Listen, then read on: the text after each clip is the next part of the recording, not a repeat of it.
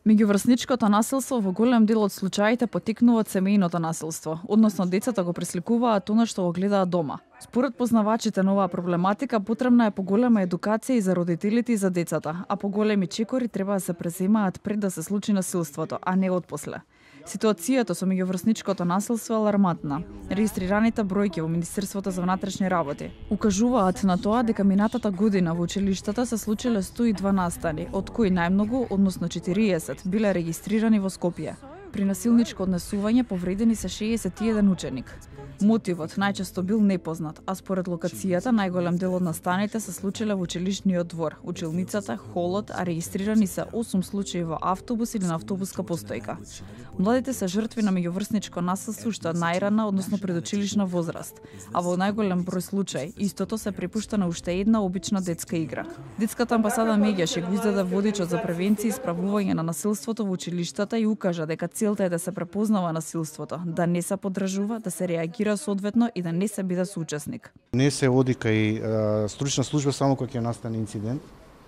Туку веќе работат мултисекторски со центрите социјална работа, бидејќи центрите социјална работа се тие кои успеваат да детектираат проблем во однесувањето во одредено семејство и на тој начин апелираат до воспитно-образовниот кадар да на некој дете му се посвети посебно внимание за да се оттргне од канџите на насилство. Родителите велат дека одгледуваат презаштитени деца и дека можеби всушност таму лежи проблемот, но и дека тие носат огромен дел од вината за тоа што се случува меѓу врсниците.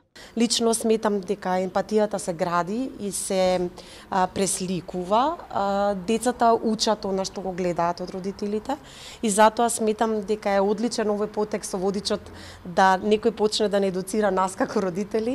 Учениците пак мислат дека меѓуврсничкото насилство потекнува од новата смисла за хумор, црн хумор. Од страна на родителите сметам дека едното нешто што ние како млади го бараме е највеќе од се поддршка, љубов и заштита. Ние углавном ја добиваме таа поддршка и љубов и заштитата, но во некои оддели е дури толку многу заштитено се осеќаме што ние самите сакаме да бунтуваме.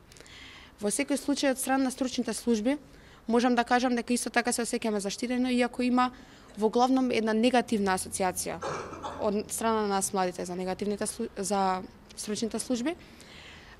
Стручните соработници пак во училиштата велат дека тие треба да бидат медијатори меѓу наставниците, родителите и учениците, а не на децата да им се вели дека доколку направиле нешто погрешно, праќањето во стручна служба е всушност казна.